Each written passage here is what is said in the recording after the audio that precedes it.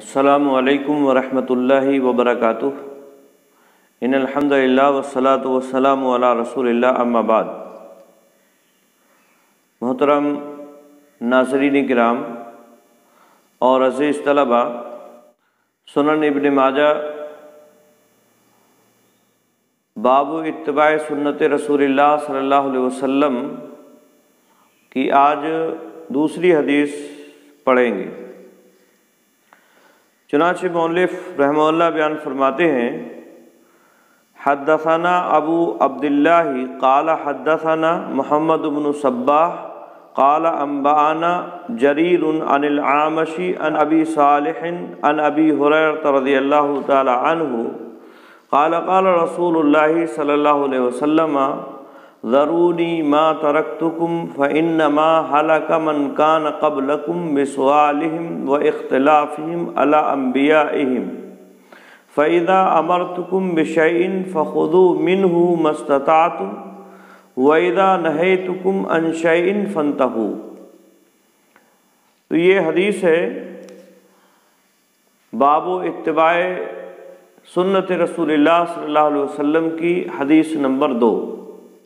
حدثنا ابو عبداللہ، ہم سے بیان کیا ابو عبداللہ نے، اور یہ ابو عبداللہ امام ابن ماجہ رحمہ اللہ کی کنیت ہے، جیسا کہ اس سے پہلے بتلایا گیا، اور یہ کہنے والے ان کے شاگرد ہیں۔ قالا، وہ کہتے ہیں، یعنی ابو عبداللہ کہتے ہیں، حدثنا محمد بن صباح، کہ ہم سے بیان کیا محمد بن صباح نے، قال انبأنا جریر، اور انہوں نے کہا کہ ہمیں خبر دی جریر نے۔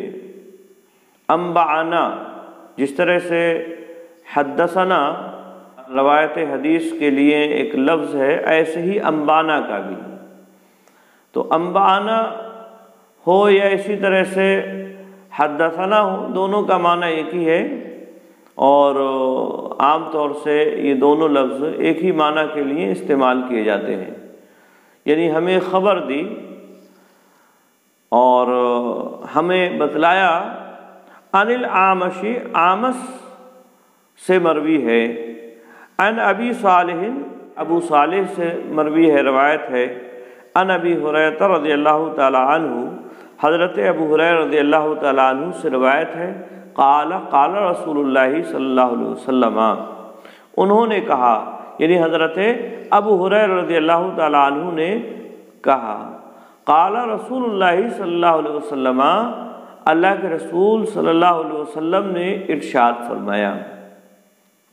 کیا ارشاد فرمایا آپ صلی اللہ علیہ وسلم نے؟ ذرونی ما ترکتکم، مجھے چھوڑے رکھو۔ ذرونی فعل امر ہے، ذرونی اے دعونی، اترکونی کے معنی میں، یعنی تم مجھے ترک کر دو۔ ذرا جو ہے یہ ودیرا یذرو سے ہے، ودیرا یذرو، اس کا معنی ہوتا ہے چھوڑنا اور ترک کرنا۔ ماضی مصدر اور اس میں فاعل اس سے نہیں آتا ہے، فعل امر آتا ہے، یہ اسی طرح سے مضارع بھی استعمال ہو جایا کرتا ہے۔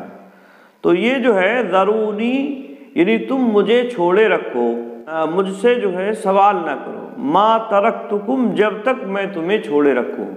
ما ترکتکم میں ما مصدریہ ہے، میرے چھوڑنے تک۔ ذرونی ما ترکتکم، یعنی تم مجھے چھوڑے رکھو، ما ترکتکم، میرے چھوڑنے تک، یعنی جب تک میں تمہیں چھوڑے رکھتا ہوں تب تک تم مجھے چھوڑے رکھو۔ کیا مطلب ہے؟ مطلب یہ ہے، یعنی مجھ سے کثرت سوال نہ کرو، اور جو مطلق احکام اللہ رب العالمین نے نازل فرمائے ہیں ان پر اپنی استطاعت کے مطابق عمل کرتے رہو۔ قیود کا سوال نہ کرو، قیدیں نہ لگاؤ، جیسے بنی اسرائیل میں کیا گیا تھا۔ فَإِنَّمَا هَلَكَ مَنْ كَانَ قَبْلَكُمْ بِسُؤَالِهِمْ وَاخْتِلَافِهِمْ عَلَىٰ أَنْبِيَائِهِمْ، بے شک ہلاک ہو گئے، فَإِنَّمَا، بے شک ہلاک ہوئے من کان قبلکم جو تم سے پہلے تھے، یعنی یہود و نصارہ، بسؤالہم و اختلافہم، اپنے سوال کرنے کی وجہ سے، اپنے سوالات کی وجہ سے، و اختلافہم اور اپنے اختلاف کی وجہ سے، علی انبیائہم اپنے انبیاء پر، اپنے نبیوں پر، یعنی وہ نبیوں سے بہت زیادہ سوال کرتے تھے، بہت زیادہ اختلافات کرتے تھے، بات بات پر ان کے اختلاف ہو جایا کرتے تھے، تو اس وجہ سے وہ ہلاک و برباد ہو گئے، سوال زیادہ کیا کرتے تھے۔ جیسے اللہ رب العالمین پر ایمان لانے سے متعلق بات ہوئی تو کہا کہ ہم اس وقت تک ایمان نہیں لائیں گے جب تک کہ اپنی آنکھوں سے نہ دیکھ لیں۔ اسی طرح سے حضرت موسیٰ علیہ السلام نے ایک معاملہ پیش آیا تو گائے ذبح کرنے کا حکم دیا، تو اب اس میں سوالات کرنا شروع کر دی کہ وہ گائے کیسی ہونا چاہیے، اس کا رنگ کیسا ہونا چاہیے، موٹی ہو کہ مطلب کمزور ہو یا تندرست ہو، یا اسی طرح سے کھیتی کرنے والی ہو یا ایسے ہی آزاد ہو۔ تو اس طرح کے سوالات انہوں نے کرنا شروع کیے، اور جب سوالات انہوں نے کرنا شروع کر دیے تو اللہ رب العالمین اسی اعتبار سے قیود میں اضافہ فرماتا رہا۔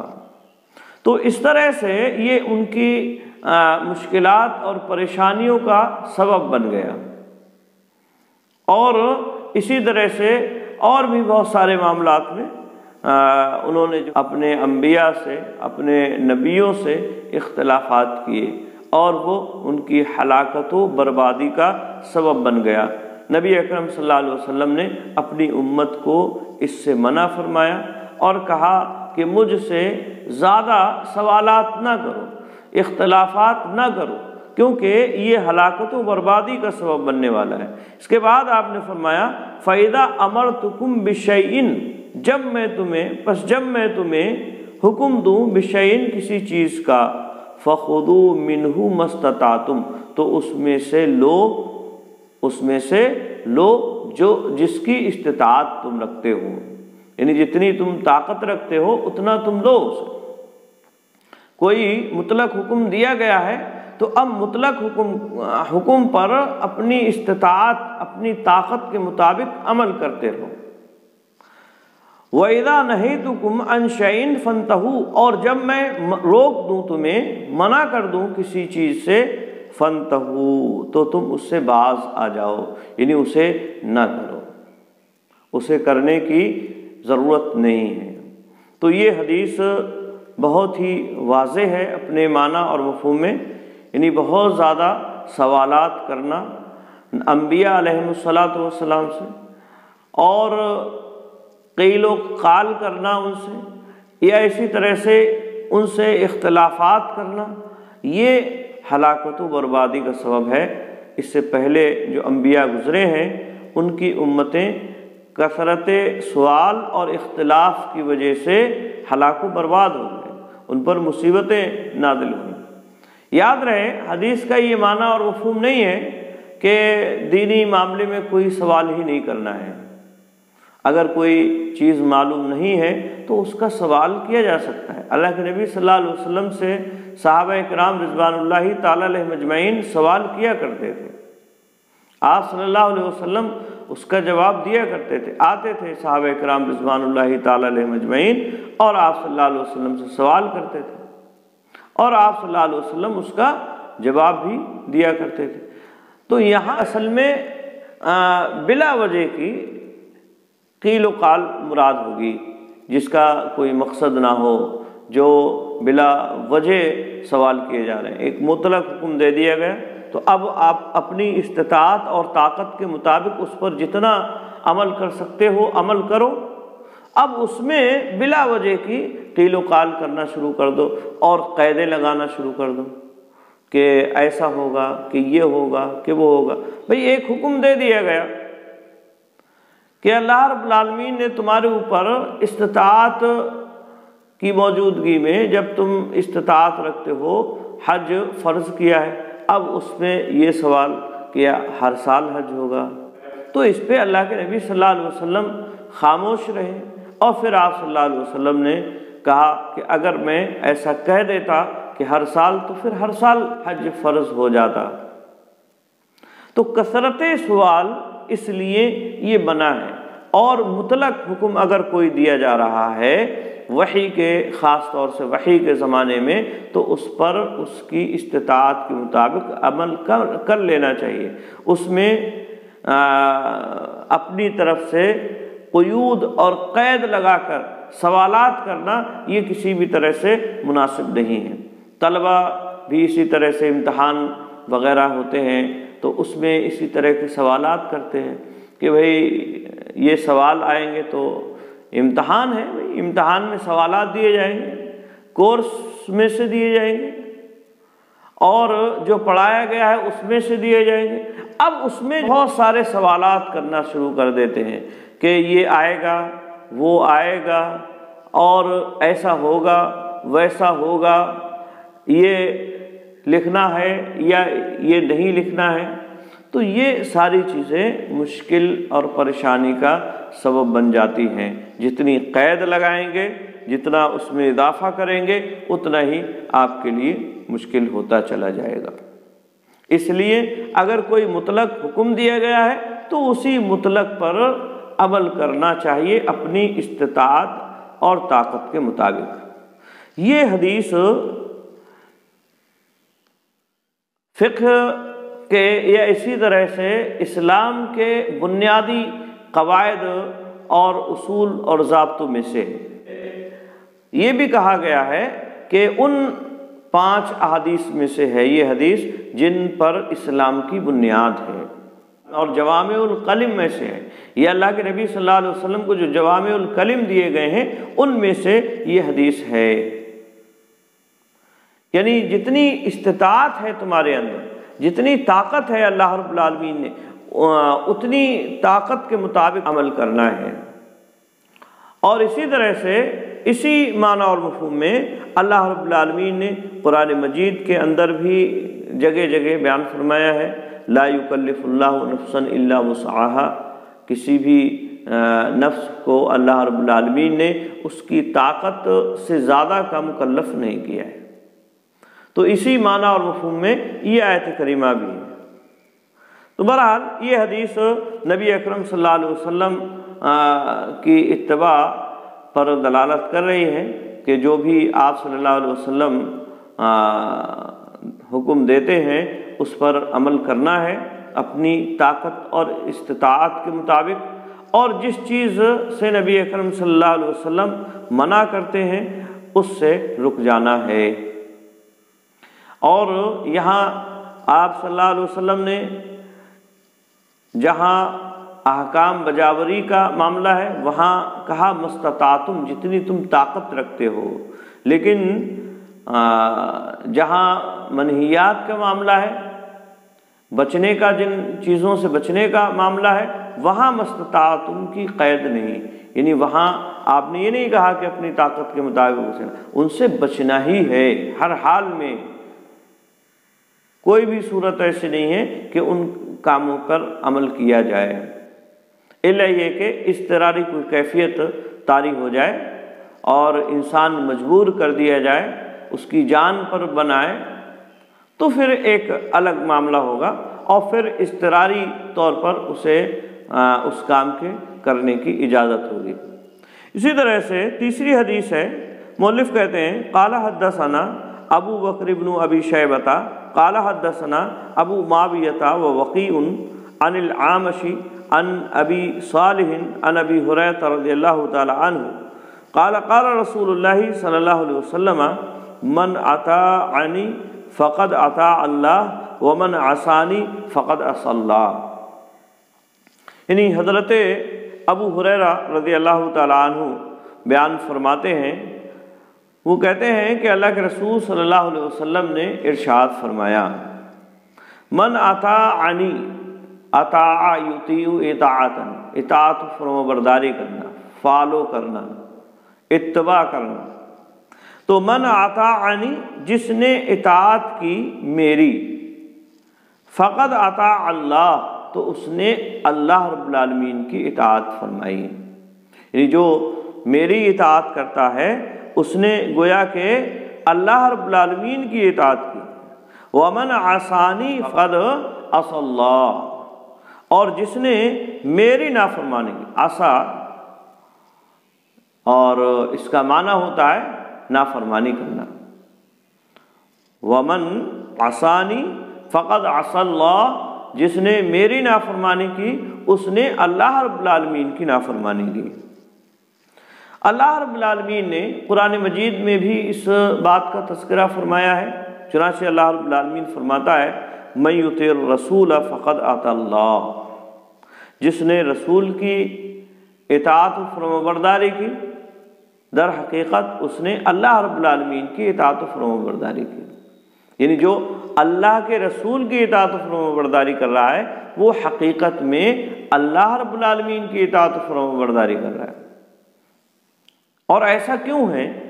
ایسا اس لیے ہے کہ نبی اکرم صلی اللہ علیہ وسلم جو دینی باتیں بتلاتے ہیں، جو دینی احکام لوگوں کے سامنے بیان کر رہے ہیں، ان کی تبلیغ کر رہے ہیں، وہ اپنی مرضی سے نہیں کر رہے ہیں، وہ اپنی طرف سے نہیں کر رہے ہیں، وہ کوئی ایسی بات نہیں بیان کر رہے ہیں جو ان کی اپنی مرضی سے ہو، بلکہ وہ اللہ رب العالمین کی جانب سے وحی ہوتی ہے۔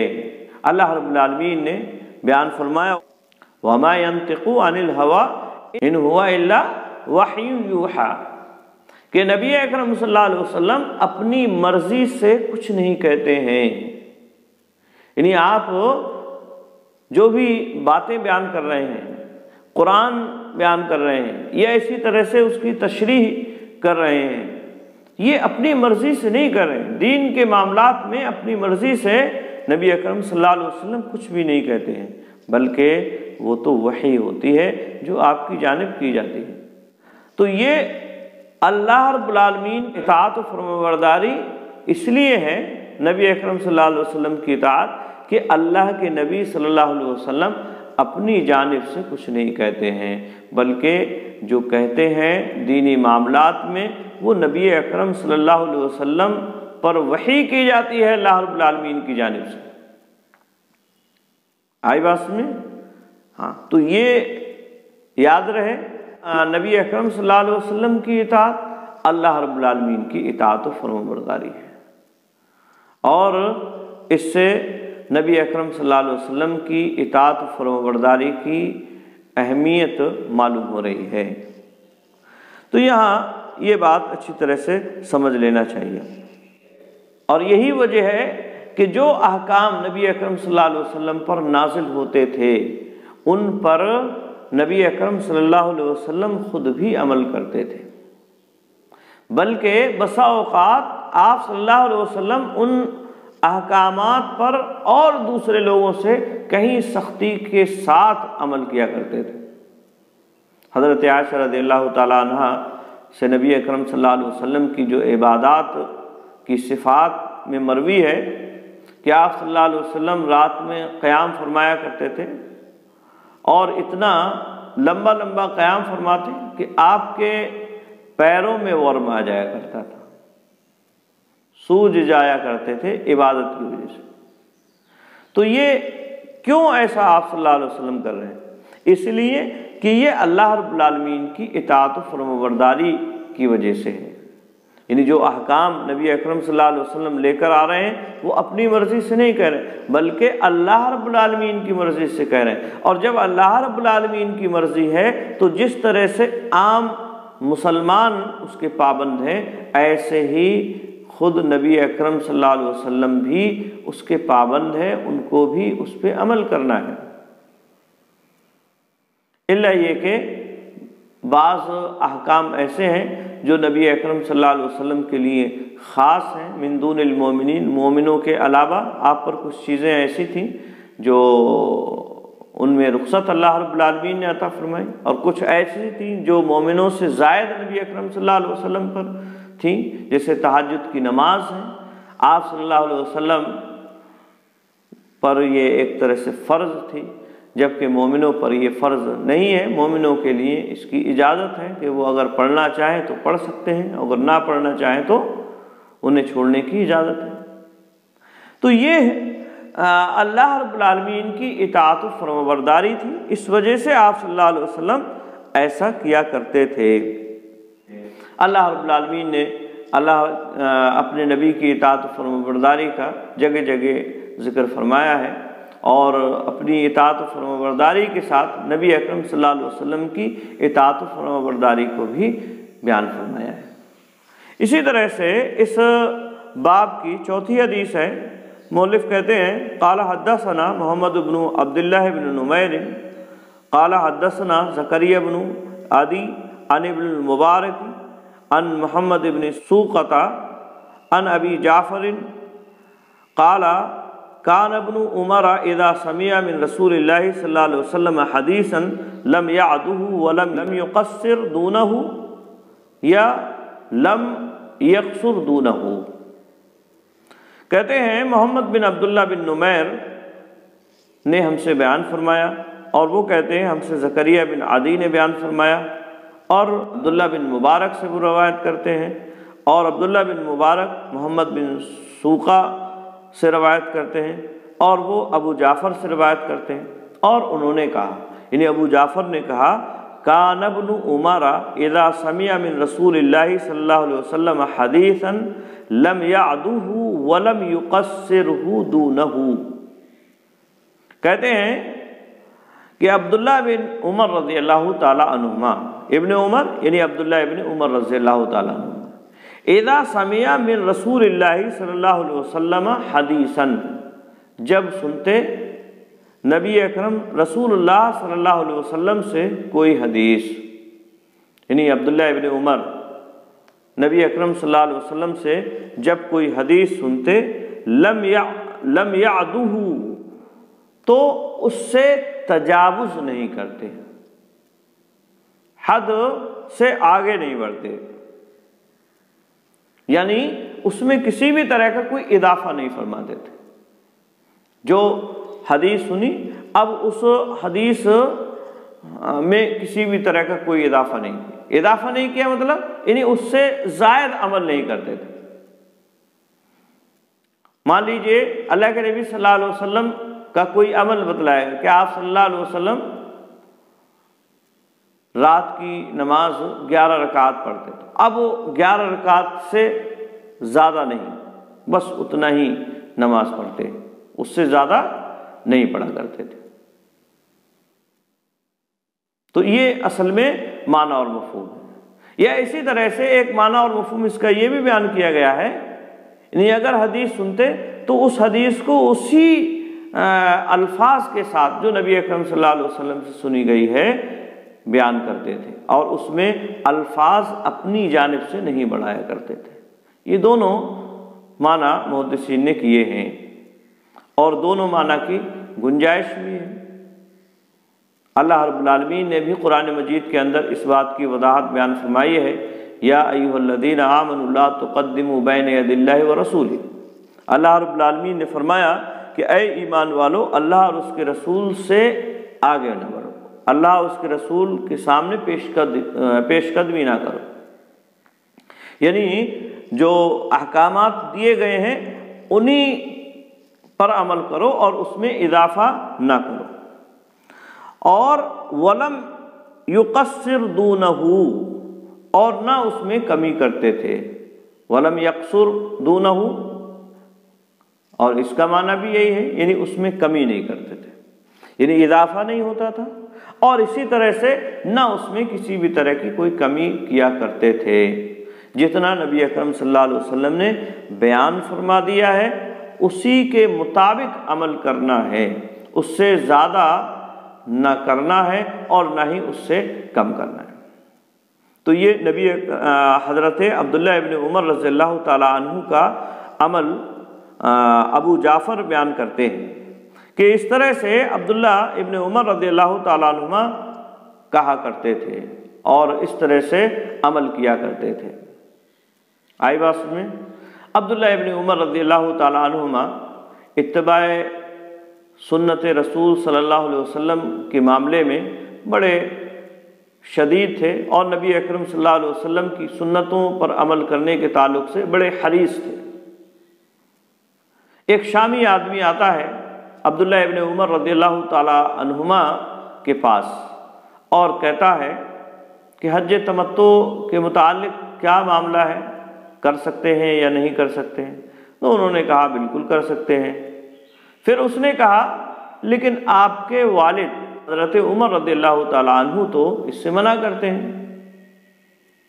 تو انہوں نے کہا تمہارا کیا خیال ہے کہ نبی اکرم صلی اللہ علیہ وسلم ایک معاملے کا حکم دیں اور میرے والد ایک سے منع کریں تو کس پہ عمل کرو؟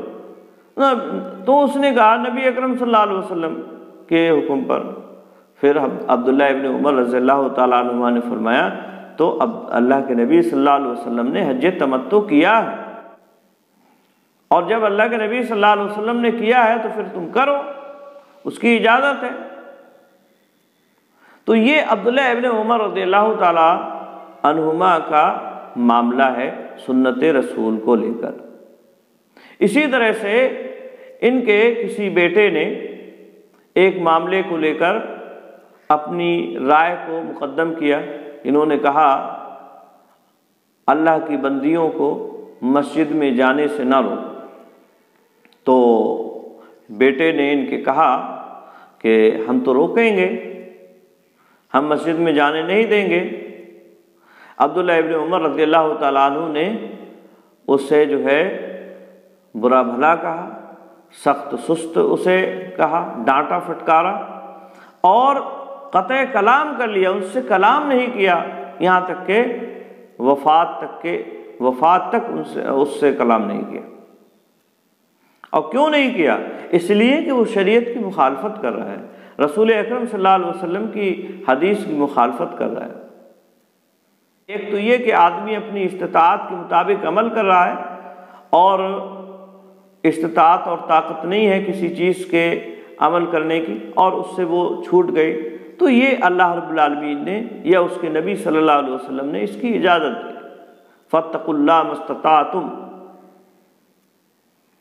یعنی اللہ رب العالمین سے اتنا ڈرنا ہے جتنا طاقت ہے، لیکن ایک یہ کہ اس کی مخالفت کر رہا ہے، کہہ رہا ہے کہ نہیں میں تو روکوں گا، تو یہ بڑی بات ہو گئی اور یہ شریعت کی خلم کھلا خلاف ورزی ہوئی، اور اس کی وجہ سے حضرت عبداللہ ابن عمر رضی اللہ تعالیٰ عنہ نے اپنی اس اولاد سے بات ترک کر دی اور اس سے بات نہیں کی۔ تو حضرت عبداللہ ابن عمر رضی اللہ تعالیٰ عنہ جو ہے سنت نبی صلی اللہ علیہ وسلم کی اتباع میں بڑے سخت تھے، اور آپ صلی اللہ علیہ وسلم کے ہر عمل کو دیکھتے تھے اور اس کو کرنے کی کوشش کیا کرتے تھے، یہاں تک کہ اگر اللہ کے نبی صلی اللہ علیہ وسلم کسی موقع پر، کسی خاص موقع پر مسکرائے ہیں تو عبداللہ ابن عمر رضی اللہ تعالیٰ عنہ بھی مسکراتے تھے۔ کسی خاص جگہ پر آپ صلی اللہ علیہ وسلم نے قیام فرمایا ہے تو عبداللہ ابن عمر رضی اللہ تعالیٰ عنہما بھی قیام فرمایا کرتے تھے۔ اور اسی طرح سے اگر کوئی خاص صفت پہ نبی اکرم صلی اللہ علیہ وسلم کو انہوں نے دیکھا ہے تو وہ خاص صفت بھی اختیار کرنے کی کوشش کیا کرتے تھے۔ بہرحال عبداللہ ابن عمر رضی اللہ تعالیٰ عنہ نبی اکرم صلی اللہ علیہ وسلم کی سنتوں کی بڑی پابندی کیا کرتے تھے۔ اس حدیث میں بھی اسی بات کا ذکر ہے، اور ابو جعفر ان کی سنت سے محبت کو ذکر کر رہے ہیں کہ اگر کوئی حدیث سنتے تو اسی حدیث کے مطابق عمل کرتے، اس میں ذرہ برابر بھی اضافہ نہیں کرتے تھے اور نہ ہی اس میں کمی کیا کرتے تھے۔ اسی طرح سے ہر مسلمان کو ہونا چاہیے، نبی اکرم صلی اللہ علیہ وسلم کی جو بھی سنتیں ملے ہمیں اس پر عمل کرنا چاہیے۔ اب اس میں یہ نہیں دیکھنا چاہیے کہ یہ واجب ہے، فرض ہے، یا اسی طرح سے یہ سنت ہے یا نفل ہے۔ نبی اکرم صلی اللہ علیہ وسلم کی سنت ہے تو پھر اس پر عمل کریں، اگرچہ وہ واجب اور ضروری نہیں ہے، لیکن نبی اکرم صلی اللہ علیہ وسلم کی سنت ہے، کیا یہ کافی نہیں ہے ایک مسلمان اور ایک مومن کے لیے؟ لوگ عمل سے بچنے کے لیے بہانے تلاش کرتے ہیں، کہتے ہیں ارے یہ سنت ہے، یہ فرض یا واجب نہیں ہے۔ ٹھیک ہے، سنت ہے، فرض اور واجب نہیں ہے، لیکن کیا عمل کے لیے اتنا کافی نہیں ہے؟ یہ سنت رسول ہے، یقیناً ایک مومن کے لیے، محب رسول کے لیے، رسول سے محبت رکھنے والے کے لیے اتنا کافی ہے کہ وہ اس کے نبی کی سنت ہے۔ تو اس کو ہمیں اچھی طرح سے سمجھ لینا چاہیے۔ امید ہے کہ بات سمجھ میں آ گئی ہوگی۔ آج کے لیے بس اتنا ہی۔ السلام علیکم ورحمۃ اللہ وبرکاتہ۔